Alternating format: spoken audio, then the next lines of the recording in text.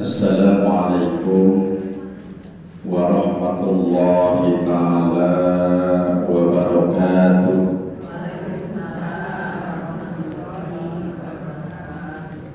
Alhamdulillahilladzi akrama man ittaqa bi mahabbatihi wa aw'ada man khalaqahu bi ghadabihi wa 'adabihi. Asyhadu an la ilaha illallah wahdahu la syarika lah wa asyhadu anna sayyidana wa nabiyyana Muhammadan abduhu wa rasuluhu alladzi la nabiyya ba'dah. Allahumma salli wa sallim wa barik ala sayyidina Muhammadin wa ala alihi wa sahbihi ajma'in. Ayyuhal hadirun, ittaqullaha haqqa tuqatihi wa la tamutunna illa wa antum muslimun. Faqad qala Allah ta'ala fi kitabihil karim wa huwa asdaqul qailin. A'udzu billahi minasy syaithanir rajim. Bismillahirrahmanirrahim. Wa min ayatihi al-lailu wan-naharu wasyamsu wal-qamar la tasjudu lisyamsi wa la lil-qamari wasjudu lillahi alladzi khalaqahunna in kuntum iyyahu ta'budun.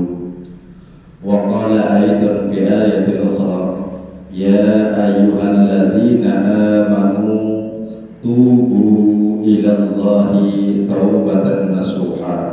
Al-ayah wal ma'na Allahu a'lam bimuradih. Wa qala Rasulullah sallallahu alaihi wasallam inna syamsa wal qamara ayatani min ayatillah la yankhasifani li mauti ahadin wa la li hayatihi. فَإِذَا رَأَيْتُمْ ذَلِكَ فَاتَقُوا اللَّهَ وَكَبِّرُوا وَصَلُّوا وَتَصَدَّقُوا.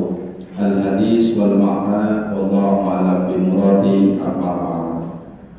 Hadirin ma'asyiral muslimin jamaah Majelis Ta'lim Al-Tahirin yang saya hormati dan mudah-mudahan dirahmati oleh Allah Subhanahu wa taala. Puji dan syukur mari senantiasa kita panjatkan kehadirat Allah Subhanahu wa taala yang senantiasa terus melimpahkan berbagai macam kenikmatan-kenikmatannya kepada kita, terutama kenikmatan keimanan, keislaman dan kesehatan yang alhamdulillah sampai saat ini masih kita rasakan kenikmatannya. Mudah-mudahan kenikmatan-kenikmatan yang Allah limpahkan tersebut kita sanggup mentasarufkannya di jalan Allah untuk senantiasa bernilai ibadah di hadapan Allah Subhanahu wa taala. Amin ya Allah ya rabbal alamin. Shalawat ma'assalam ay makrunatan bi ta'zim, semoga tercurah kepada junjungan kita baginda yang mulia Rasulullah Muhammad sallallahu alaihi wasallam, para keluarga, para sahabat dan para pengikutnya, termasuk kita yang hadir di tempat yang berbahagia ini. Amin amin ya Allah ya rabbal alamin. Hadirin ma'asyiral muslimin rahimakumullah. Ibu-ibu yang berbahagia, sekarang yang lagi rame apa Bu? Gerhana. Ternyata ibu mah connect dengan informasi, nyambung. Ya alhamdulillah, itu fenomena alam. Dan ini konon katanya terjadinya gerhana yang akan nanti terjadi itu menurut satu pernyataan 15 tahun sekali. Karena itu gerhana bulan total ya, nanti malam. Sudah siap belum dengan gerhana? Kadang-kadang kalau di kampung mah suka mukulin kentongan, mukulin apa kan Bu ini yang suka buat numuk padi itu Halu pakai lisung, tuntak katanya gitu ya. Kenapa itu? Halu katanya ada jin lewat, jadi ketutup tuh bulannya. Ya Bu. Ya dalam rangka kesempatan ini pun saya ingin membahas itu. Ya, gerhana, tapi nanti kita kaitkan dengan proses taubat kita. Karena kebetulan nanti barangkali di sini ada sholat ya. Ada, alhamdulillah sudah siap. Ibu hadirin sekalian yang saya hormati dan mudah-mudahan dimuliakan oleh Allah Subhanahu wa taala, tentang gerhana Allah sudah memuat di dalam Al-Qur'anul Karim. Al-Qur'an surat Fussilat, atau kalau kita mah Al-Fussilat itu ya. Ada yang hafal nggak surat Al-Fussilat? Boro-boro Ustaz, jangankan saya, Ustaz juga nggak hafal. Iya, surat Al-Fussilat ayat yang ke-37 Allah sudah katakan, wa min ayatihi al-lailu wan-nahar was-syamsu wal-qamar la tasjudu lisyamsi wa la lil-qamari wasjudu lillahi alladzi khalaqahunna in kuntum iyyahu ta'budun.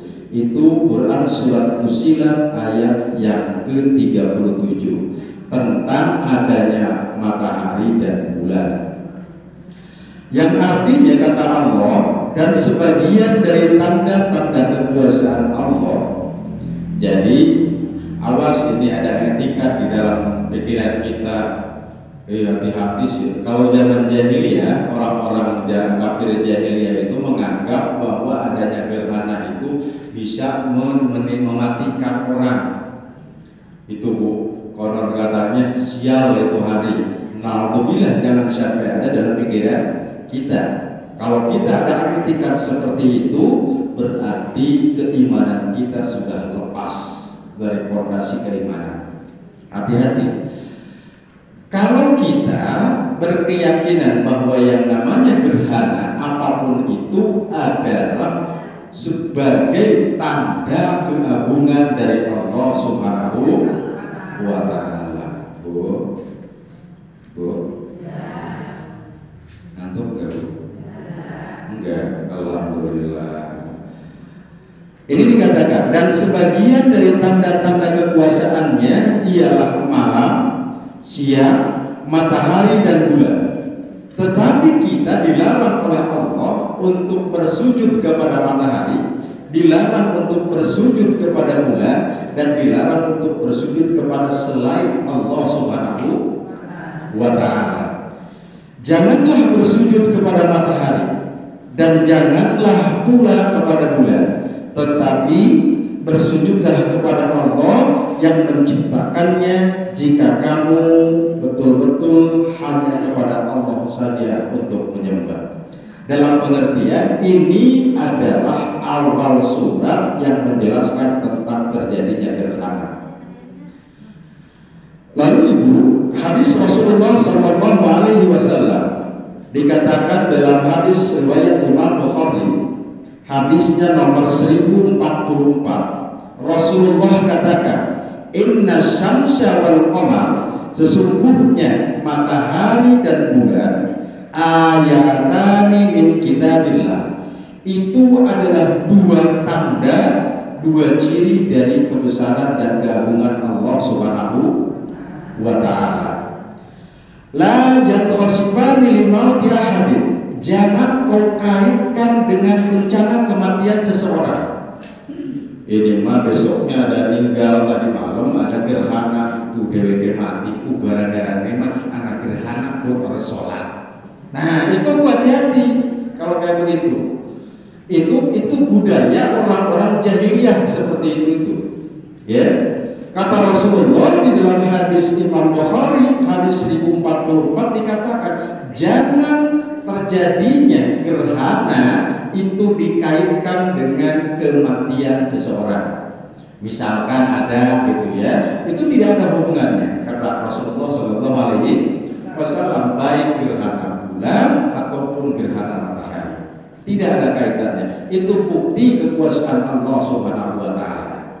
Lalu kata Rasulullah, wala li hayatihi, dan dikaitkan dengan kehidupan seseorang. Artinya apa? Yusir, lamun lagi anak gerhana bulan kita melaut, usir, iwaknya bakal kalah sih oleh ini. Nah itu sudah dikaitkan dengan kehidupan kita. Tidak boleh sama sekali. Itu bertentangan dengan syariat agama Islam. Lanjut bro. Serius amat. Kalau begini aja pada cici. Dari saya mah tidak bisa ngajinya. Ini mah ngobrol saja karena kedorong tugas saja. Saya itu sebagai penyuluh agama, jadi memang begini sama ibu-ibu. Tapi alhamdulillah ketemunya sama nenek-nenek. Alhamdulillah, disyukuri saja. Ya. Sampai jam berapa Bun? Jam 5? Masya Allah, ya sudah. Nanti pokoknya dia perlu dibalikin saja jamnya. Ya. Lalu kata Rasulullah, "Fa'idza ra'aituhum", apabila kamu melihat gerhana, dalam pengertian baik gerhana bulan ataupun gerhana matahari, kata Rasulullah, "Fa'idza ra'aituhum dzalika", kalau kamu melihat terjadinya gerhana, baik itu gerhana bulan ataupun gerhana matahari, pada Allah, maka berdoalah kamu kepada Allah, wa kabbiru, dan bertakbirlah kamu, wa shollu, dan sholatlah kamu, wa tasaddaqu, dan bersedekahlah kamu. 4 tuh, ya. Kalau kita melihat, menyaksikan ini waduh ngansel ibe hayo anak ibu pun ari nyebut Allahnya tidak, maka itu susah, tidak sesuai dengan syariat agama.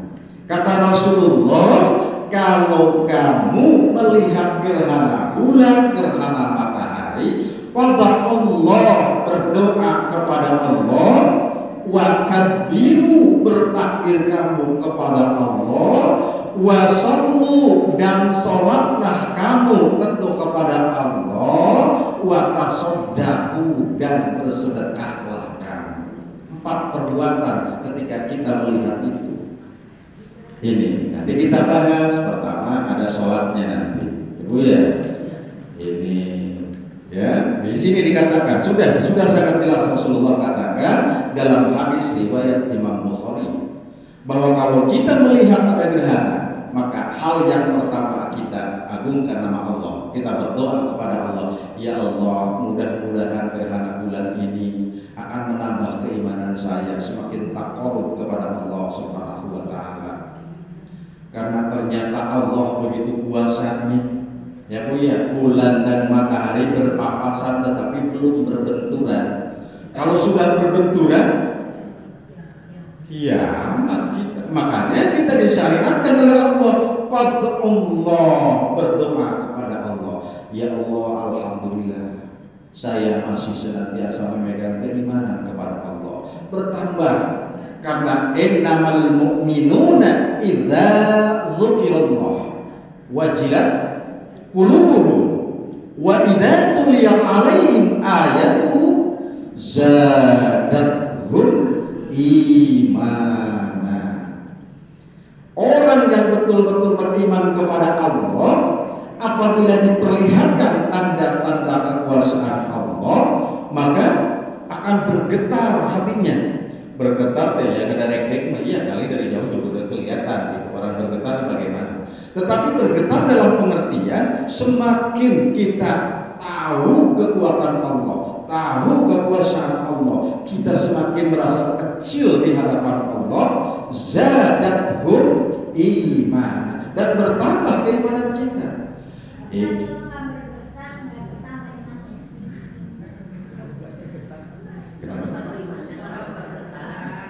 Kenapa?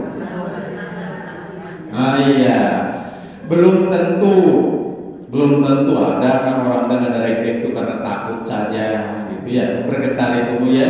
Tetapi tanda utama orang yang bertambah keimanan adalah Allah katakan idza tuliyat alaihim ayatuhu zadatuhum imana. bertambah keimanan.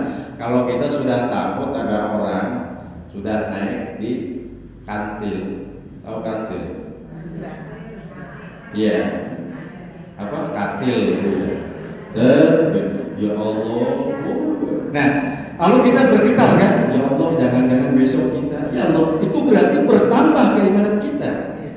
Al-iman yajidu wa yanqus. Keimanan itu bisa naik, bisa turun. Tetapi kalau betul keimanan kita bertambah, harus ada perubahan dari kehidupan kita. Ada gerhana tambah keimanan kita. Tambah keimanan itu bagaimana? Bertambah keyakinan kita, bertambah ibadah kita. Kan Rasul katakan, khamsun minal iman, 5 hal tanda kamu itu betul-betul tambah keimanan. Artinya beriman kepada Allah. Malam yakun fihi syai'un minhunna fala imana. Kalau dalam diri kita tidak ada tanda 5 hal, jangan mengaku bertambah keimanan kepada Allah. Apa? At-taslim li amrillah. Itu tandanya kita. Kalau kita, ya Allah, itu Allah bisa ya menciptakan bulan seperti itu, gerhana total. Bahkan konon katanya nanti malam itu bakal kelihatan seperti merah-merah bagaimana gitu ya. Nantilah kita buktikan, diupayakan jangan sampai tidur dulu, lihat langsung kekuasaan Allah.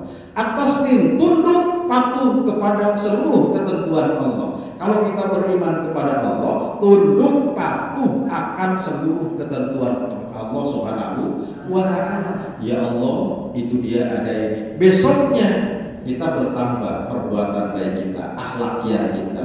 Sebelum ada gerhana begitu, tidak ada gerhana pun, sholat tahajud pernah, misalkan sholat taubat tidak pernah, ke suami mulutnya jelek baik, nggak berubah. Iya, ini mah di sana, di sini mah enggak, di sini mah kelihatan di sini mah tuh mar'atun sholehatun semua di sini mah ya Allah, amin ya Allah ya Rabbal alamin. Atas tim diambil, tunduk patuh akan seluruh ketentuan Allah. Allah nyuruh dikerjakan. Kemarin saya masih begini ya Allah, ternyata setelah melihat kekuasaan Engkau ya Allah, saya bertambah keimanan. Hari ini saya akan tingkatkan. Atas tim waridho, terus ridho kita. Ya Allah, iya ternyata Allah tuh maha kaya. Ya Allah, ya Allah tuh maha kuasa. Ya Allah, Allah segala yang menentukan. Saya begini pun Allah yang menentukan. Jangankan diri saya, bulan pun, matahari pun, bumi pun, langit pun, kalau Allah belum takdirkan untuk berbenturan, tidak ternyata cuma berhalang-halangan saja. Itu maknanya adalah kekuasaan Allah, bertambah keimanan dan keyakinan kita. At-taslim waridho wa tawakkul, tawakal kepada Allah. Bertambah tuh ya ketawakalan kita, tawakal Allah.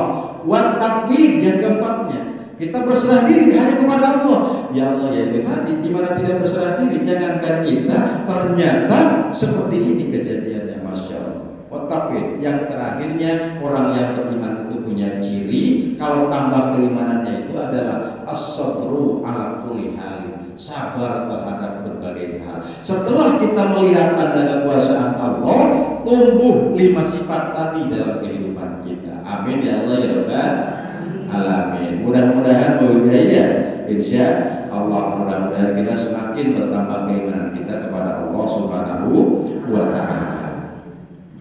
Dalam hadis yang lain, Rasulullah juga katakan, fa idza ra'aitumuhuma fafza'u ila shalah.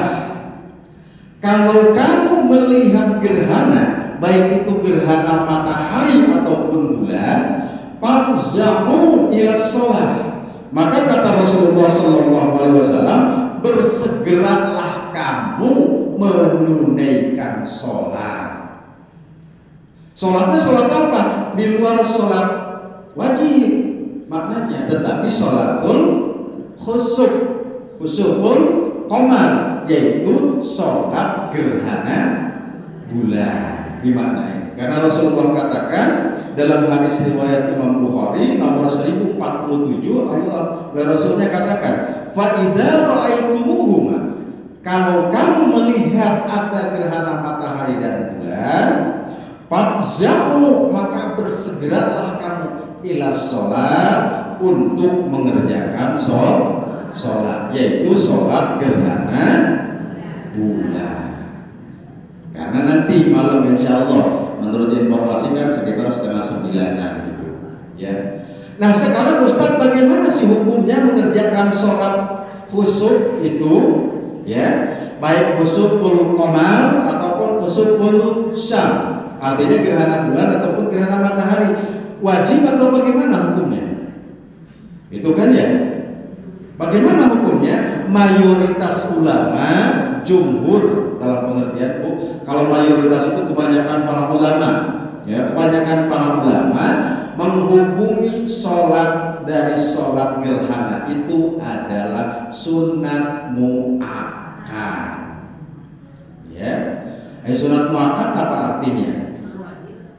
Sunat muakkad itu sedikit mendekati kepada wajib. Kalau kita tidak ada rukhsah menurut agama, maka kita disyariatkan untuk melaksanakan sholat khusuf atau sholat gerhana tadi. Ini menurut para jumhur ulama. Bahkan menurut Imam Abu Hanifah, sholat gerhana itu dihukum wajib ya. Kalau menurut Imam Abu Hanifah, ternyata ada yang mewajibkan itu, ya. Kalau Imam Malik mengatakan melaksanakan sholat gerhana itu adalah seperti hukumnya bagi laki-laki melaksanakan sholat Jumat. Apa artinya? Memang mendekati wajib, walaupun jumhur mengatakan itu adalah hukumnya sunat muakkad, sunat yang sangat mendekati kepada hal yang wajib. Tapi jangan pula nanti ya suami kita, anak kita, mantu kita, ayo pun di nonge, ayo di masjid, apa sih tumben, mana sholat khusyuk di kanan nih buat jadi, ayo barangkali sholat wajibnya orang pernah, ya pirang-pirang mau juga sholat khusyuk, ya walaupun dia nggak sholat wajib, siapa tahu setelah sholat gerhana besoknya dia sholat. Jadi kita harus positif menghadapi anak mantu kita, ya. Jangan malah diketawain, sih malah tumben-tumben harus masjid sholat, ya. Jangan, ya Bu ya, jangan. Kadang-kadang saking kagumnya berapa kita tuh ya, sama anak kita saking kagumnya, ya alhamdulillah ya Allah, mudah-mudahan anak kita mantu kita berubah. Hati-hati dengan sholatnya anak-anak kita, apalagi suami kita dan kita sendiri tentu. Ya, kenapa? Karena awwalu ma yuhasabu indallah as-shalah. Fa idza saluha syai'u amali wa idza fasada syai'u amali. Kalau melihat betul karakter orang, akhlak manusia, anak kita, mantu kita, saudara kita, lihat aja dia sholatnya. Kalau sholatnya dia sudah betul-betul adem, ayem, tentrem, tidak pernah ketinggalan, itu adalah cerminan sikap hidupnya sehari-hari. Amin ya Allah ya Rabbal alamin. Karena yang membedakan orang kafir dengan kita itu adalah sholat. Satu ini sholat. Makanya betul-betul. Jadi nggak usah terkagum-kagum sambil ngiceni gitu ya. Artinya, tumben sini kan di masjid, sholat khusyuk, jangan sudah, bagus, alhamdulillah, ibu senang amat, mudah-mudahan besok malam itu sholat subuh, gitu. Jadi ada motivasi, ini mau berbuat wajib, diketawain, ini mah bukan di sini, bukan, hati-hati maksud saya di sini, ya, karena di sana dikatakan, hati-hati juga kadang-kadang, ya Allah. Nah, kalau Imam Malik mengatakan hukumnya itu mendekati ke sholat seperti laki-laki melaksanakan sholat Jumat. Anak kita, suami kita, hati-hati betul. Bapak kerja di sana, iya. Awas Pak ya, jangan ketinggalan Jumatnya. Itu harus dipesan. Kadang-kadang yang namanya laki-laki itu keimanannya itu memang tebal. Kalau perempuan kan keimanan itu diumpamakan oleh Rasulullah sekulit bawang. Tetapi perempuan kuat memegang teguh. Tapi kalau laki-laki biasanya ngelihat temennya juga nongkrong, iya Bu, mereka kerjanya tidak juga ke masjid, dia juga, ya udahlah kita jadi masuk aja ke golongannya, kata enggak ke Jumatan. Hati-hati, 3 kali orang laki-laki atau anak laki-laki, orang yang sudah dewasa meninggalkan sholat Jumat tanpa rukhsah menurut agama, maka dia dihukumi sebagai munafik yang asli. Tunggu ya, artinya kalau laki-laki yang sudah balik, dia tidak Jumatan selama 3 kali berturut-turut tanpa rukhsah menurut agama, maka dia sudah diberikan gelar oleh Allah munafik yang sangat asli. Tulen itu munafiknya itu. Bukan tulen lagi ngaji atau langsung kelalen, bukan. Tulennya tulen asli gitu, ya. Rukhsahnya bagaimana Ustaz? Misalkan kalau hujan gede, walaupun sekarang ada payung, tetapi menurut agama itu rukhsah.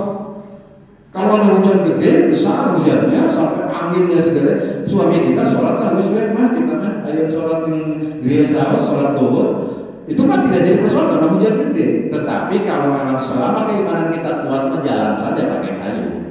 Tetapi kalaupun tidak ada rukhsah menurut agama, atau dalam perjalanannya juga sudah dihitung. Ini mau jam 11 baru berangkat mau ke Jakarta hari Jumat, itu namanya tetap tanpa rukhsah menurut agama, tidak bisa dibenarkan.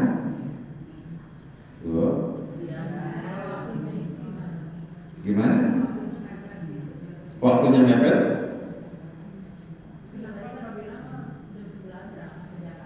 Iya.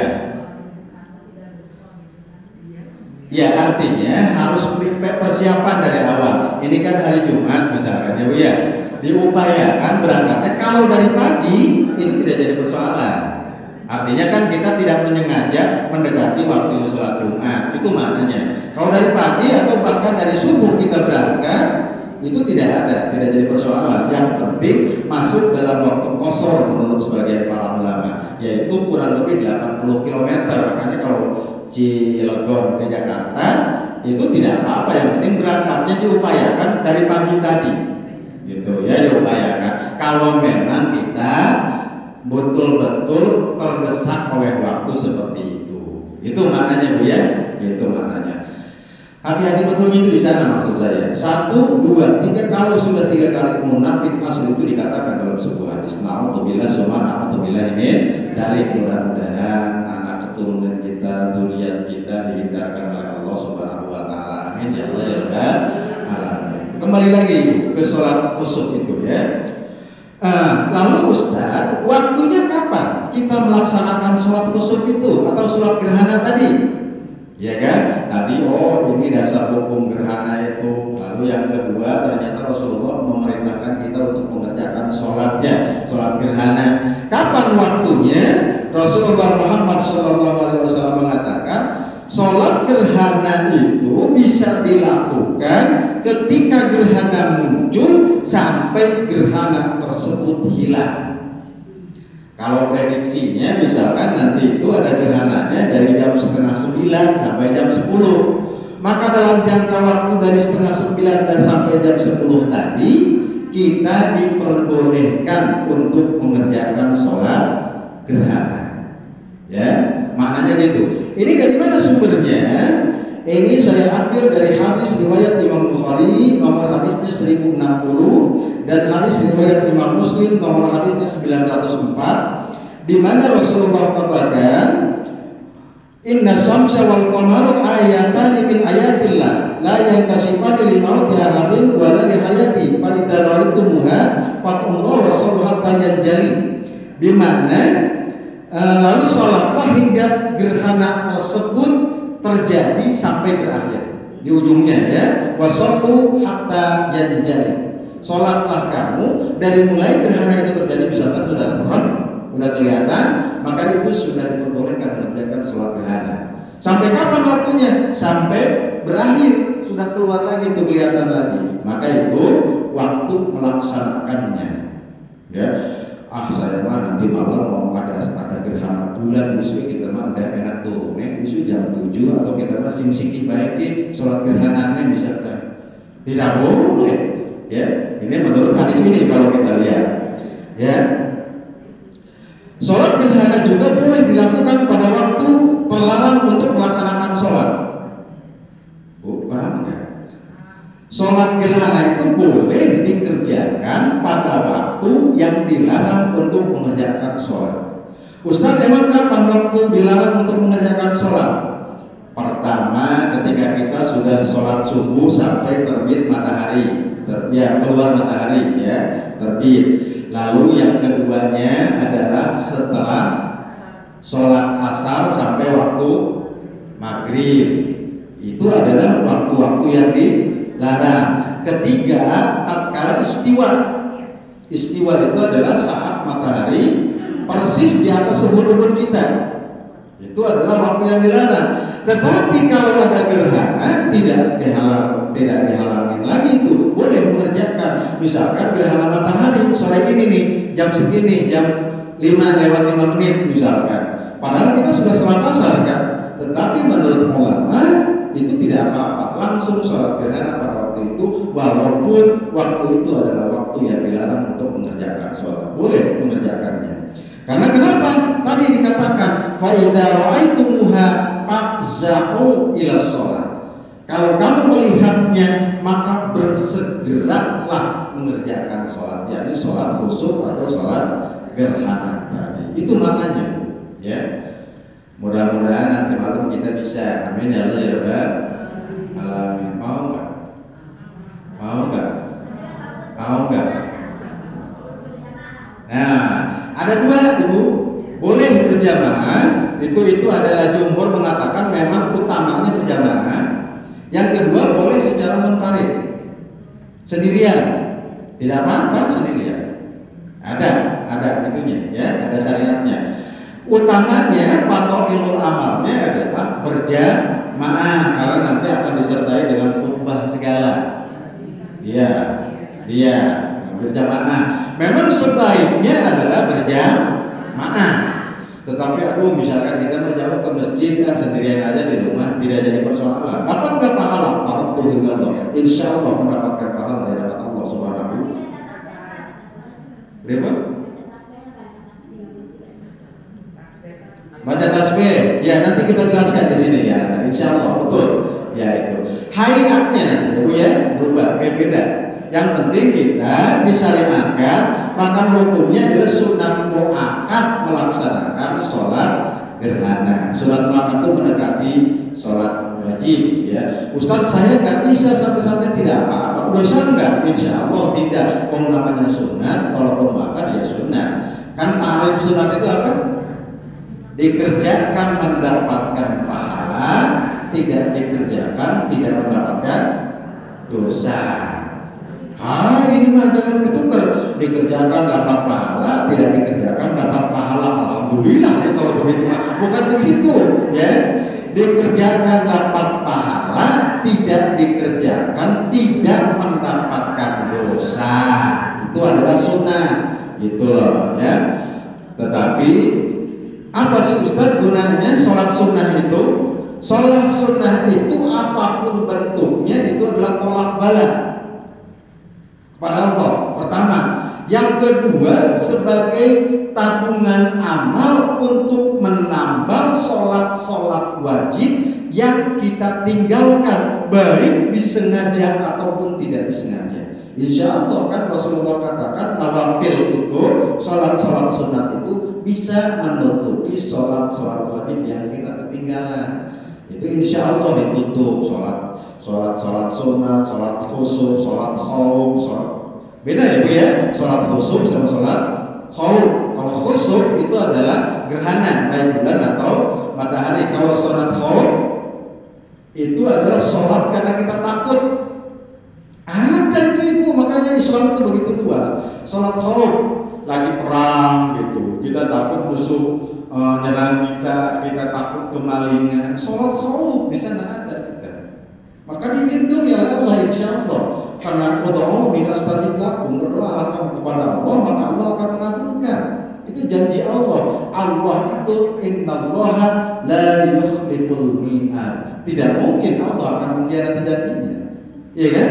Apa yang Allah janjikan insya Allah terbukti. Cuma kadang-kadang Ustaz kenapa ya saya dapat katanya Ud'uni astajib lakum, berdoa kepada Allah, insya Allah Allah mengabulkan. Dan Ustaz saya tinggal doa mas sudah.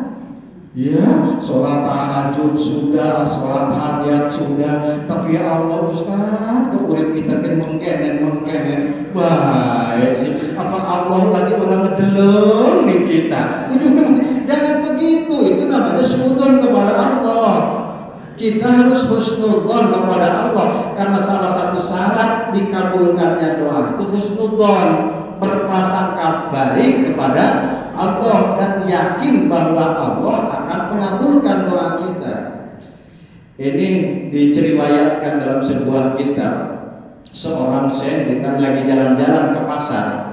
Ya syekh, kenapa Allah belum mengabulkan doa saya? Padahal kata Allah dalam Al-Quran, "Ud'uuni astajib lakum." Berdoa kamu kepada Allah, maka Allah mengabulkan. Lalu jawab syekh itu apa? Salah satunya adalah qasat qulubuhum. Satu yang menjadi penyebab terhijabnya, terhalangnya doa kita belum dikabulkan oleh Allah karena hati kitanya sudah mati. Bayangkan saja kalau HP mati, ada sinyal nggak? Nggak ada. Baterainya tebal, pulsanya langka, kagak nyambung, iya kan? Begitupun kalau hati kita kosong qulubuhum, hati kita mati, maka channelnya dengan Allah tidak nyambung.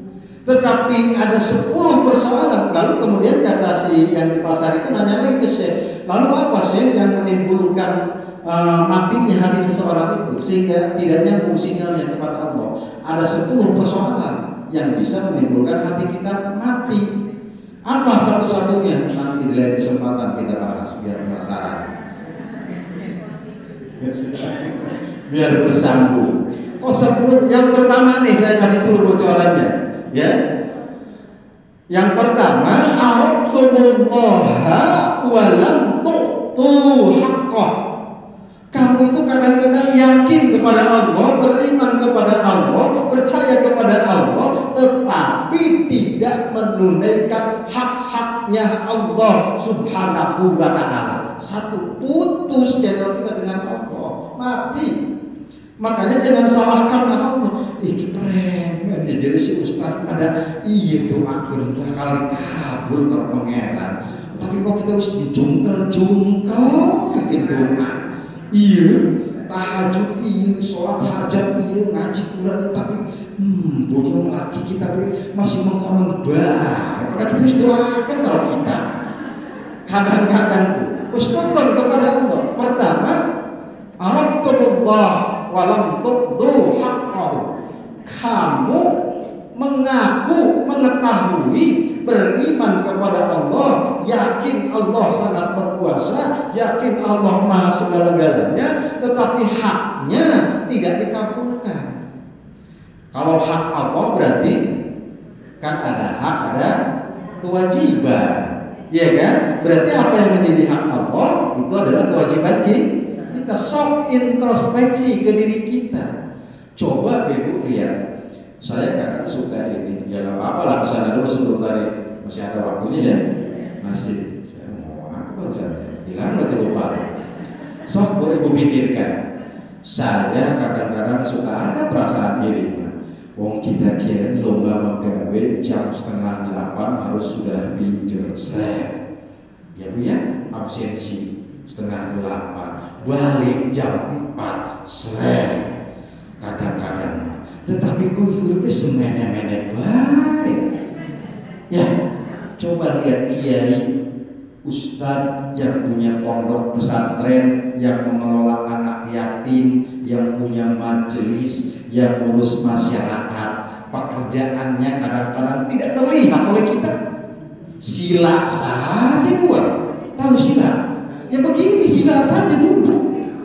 Masya Allah, dan kehidupannya bro dicuru, bro dipantau, nalaya di tengah iman.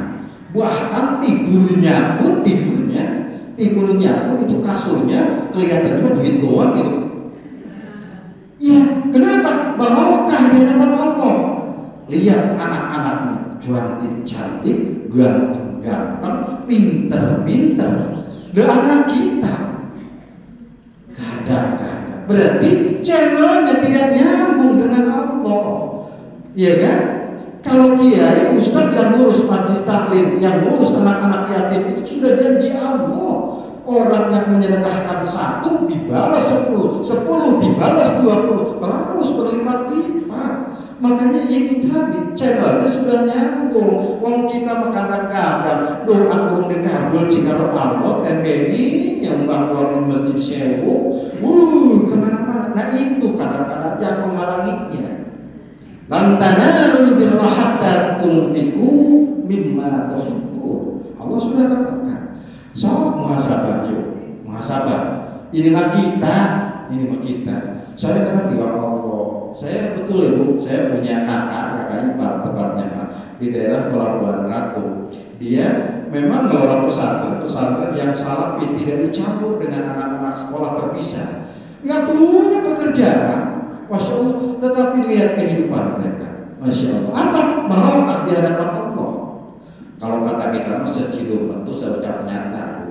Ya, kadang berdoanya langsung dikabul oleh Allah Subhanahu wa Ta'ala. Kalau doa kita ingin cepat dikabul, yang pertama ketahui Allah, tunaikan hak Allah dalam pengertian kewajiban kita kepada Allah Subhanahu wa Ta'ala. Maka insya Allah, saya ini mah pengalaman bu, ini mah ya apa-apa.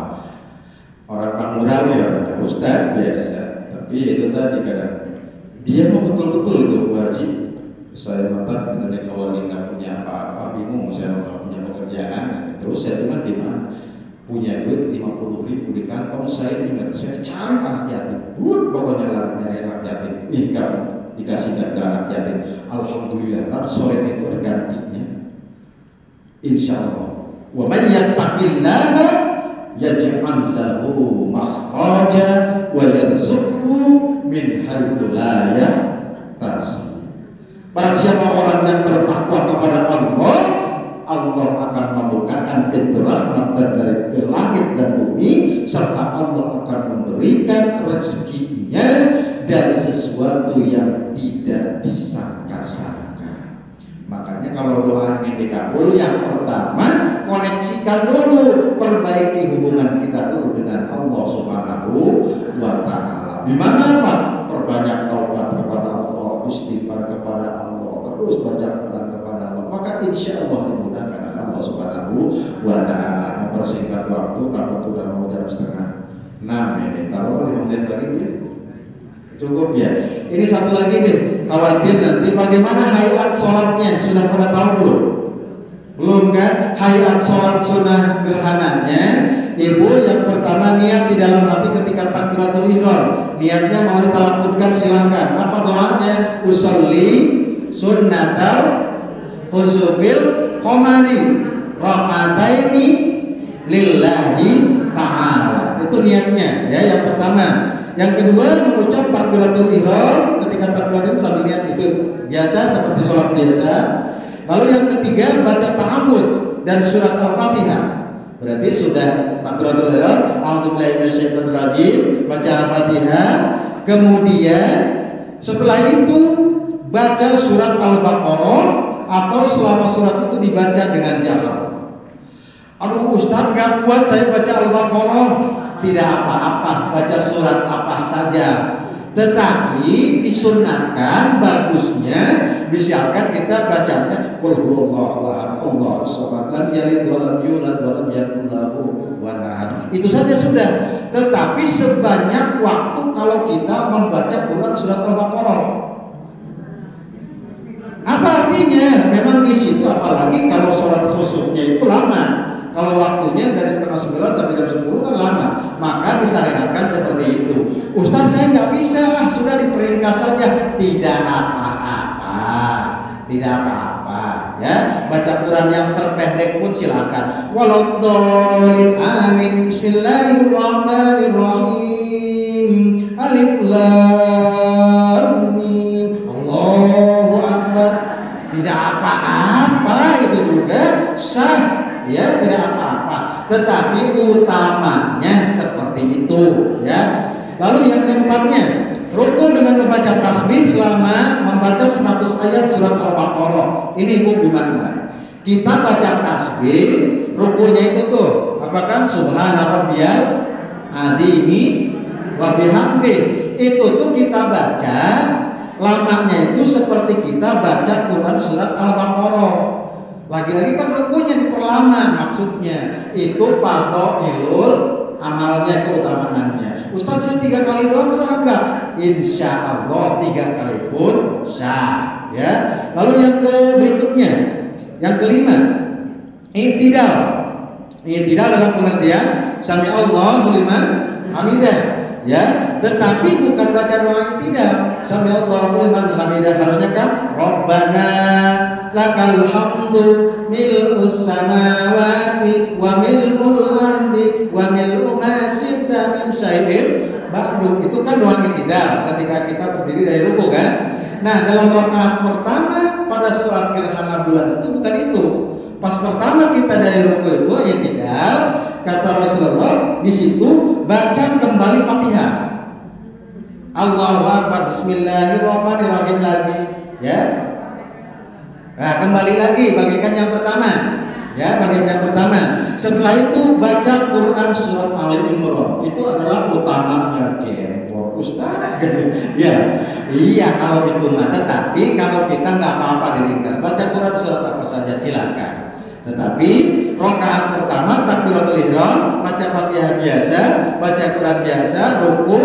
Setelah ruku kita i'tidal. Setelah i'tidal itu bukan sallallahu rabbana lakal hamdu, tetapi Fatihah lagi, baca Quran lagi, lalu kemudian ruku lagi dengan membaca tasbih lamanya seperti kita membaca Quran surat Al-Baqarah 80 ayat dari surat Al-Baqarah. Rukunya dilamain lagi tuh, ya, ruku lagi, lalu kemudian yang kedua i'tidal, berdiri. Di sini baru Rabbana lakal hamdu, Allah ke sujud.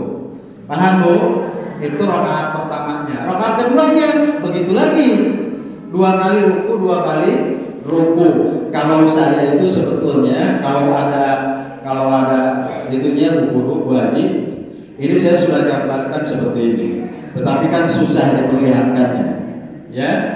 Jadi sudah ada hayatnya, ya. 2 ruku, Allahu Akbar, setelah i'tidal, ruku pertama itu ruku lagi, angkat, baru i'tidal, kita sujud, setelah sujud biasa kita, ya, di sini rangkaiannya sudah ada, ya, artinya. Insya Allah sudah pada lancar sebetulnya. Ini mah cuma mengingatkan kembali, itu saja barangkali Bu, ya. Cukup Bu, ya. Mudah-mudahan bermanfaat pertemuan kita dalam kesempatan yang berbahagia ini. Amin ya Allah ya Rabbal alamin. Kalau ada kata dan kalimat yang kurang berkenan, mohon dibukakan pintu maaf yang sebesar-besarnya. Nasrun minallah